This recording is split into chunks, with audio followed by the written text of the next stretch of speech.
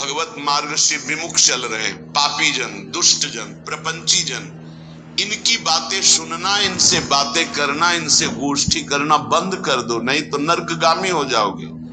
जो दूसरे की निंदा करते हैं, दूसरे की निंदा सुनते हैं, दूसरे की निंदा का अनुमोदन करते हैं, तीनों को बराबर दंड मिलता है। ऐसे लोगों को असत पुरुष कहते हैं, जो भगवत चर्चा न करके, भगवत गुणगान न करके माया प्रपंच की बस निंदा स्तुति इसी में फंसे हैं।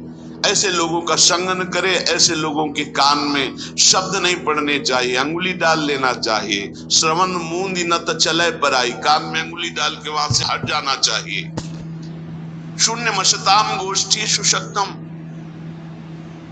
प्रायः ये बातें बहुत अच्छी लगती हैं। जब किसी की निंदा होती है ना, तो मलिन अंतःकरण बहुत गौर से सुनता है, और जब सत्संग होता है ना, तब प्रपंच की याद आती है, भागता है मन संसार में। और जो शतुगुणी भगवत कृपा पात्र होते हैं, जब प्रपंच होता है तब उनका मन भागता है, बिल्कुल नहीं लगता। और जब सत्संग होता है तब एकाग्रता पूर्वक पान करते हैं। इसलिए शून्य मस्ताम गोष्ठीषु, ये जो दुष्ट जन है, जो कुसंगी जन है, जो दूसरे की निंदा करते हैं, अरे कहाँ भगवत आनंद की रसानुभूति करने के लिए मानव देह मिला है, और कहाँ ऐसे गंदे लोगों का संग करके जो दूसरों की अवहेलना, दूसरों की निंदा, पूरा जीवन केवल इसी बात में है।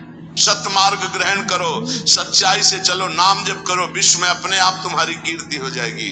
निंदा करने से, अपमान करने से, विरोध करने से तुम्हारा पतन हो जाएगा। समय का इंतजार करो। असत मार्ग में चलते हो दंड मिलेगा, सत मार्ग में चलते हो भगवान मिलेंगे। समय का है, जब तक समय, भगवान ने पांडवों को यही कहा था कि तुम सर्व समर्थ हो, तुम 12 वर्ष वनवास और 1 वर्ष अज्ञातवास के योग्य नहीं हो, पर मैं तुम्हें सलाह देता हूं, समय है, काट लो। अगर चुप होकर समय काट लिए तो फिर परिणाम में देखना है, सब नष्ट हो जाएंगे अपने आप। समय महाबलवान है। विदुर जी ने भी जिस समय लाक्षागृह में भेजा गया पांडवों को, तो विदुर जी ने कहा, मैं जानता हूं तुम सब समर्थ हो, लेकिन मेरी सलाह है, इस समय समय तुम्हारे अनुकूल नहीं, गुप्त हो जाओ, कोई जान ही ना पावे कि मरे कि बचे। हम तुम्हें सुरंग के व्यवस्था किए देते हैं, उससे जंगल में निकल जाना, और जब तक समय अनुकूल ना आवे तो कोई जान ना पावे कि तुम जिंदा हो। समय बड़ा बलवान है।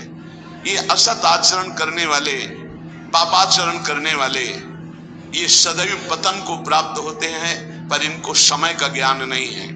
इसलिए महापुरुष जन कहते हैं, शून्य मसताम गोष्ठीषु, ये दुष्ट पुरुषों का संग त्याग दो। अरे कानों से भगवत चर्चा, महामहिमा, महाभागवतों की सुननी है, ये निंदा स्तुति सुननी संसार की। असताम, असत कौन है?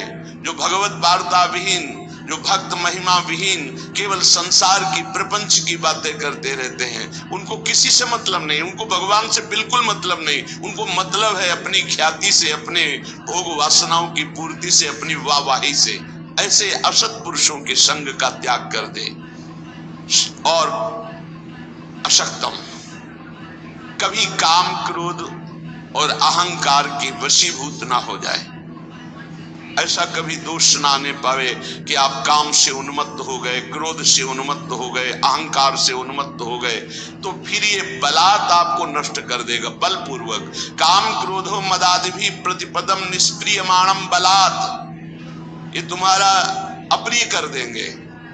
आज तक कोई कामी पुरुष, क्रोधी पुरुष, अभिमानी पुरुष कभी मंगल को प्राप्त नहीं हुआ, सदैव अमंगल हुआ है। असत पुरुषों का संग त्याग दो, और काम, क्रोध और अहंकार की वृत्तियों पर शासन करो। शासन वही कर सकता है जो सत्संग सुनता है, जो नाम जप करता है, उसकी बुद्धि पवित्र होती है। पवित्र बुद्धि मन पर शासन करती है, तभी काम, क्रोध और अहंकार मिटता है, विचार के द्वारा मिटता है। परम पवित्र विचारों के द्वारा अहंकार का नाश होता है, कामनाओं का नाश होता है। और क्रोध की स्वयं सत्ता नहीं, क्रोध तो काम से प्रकट होता है। कामा संजायते क्रोधा।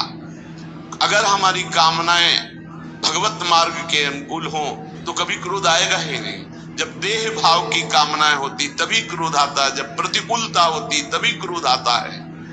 इसलिए कह रहे, सदैव काम, क्रोध और अहंकार को विचारों के द्वारा, पवित्र विवेक के द्वारा इसका दमन करते रहो, नहीं निश्चित ये तुम्हारा नाश कर देंगे। नैवम द्वंद्व तितिक्षमीषदपिमाम चेत सक्षमा सत्कृपौ। सर्दी, गर्मी, अनुकूलता, प्रतिकूलता, मान, अपमान, जय, पराजय, निंदा, स्तुति, ये द्वंद्व है, इनको सहना होगा।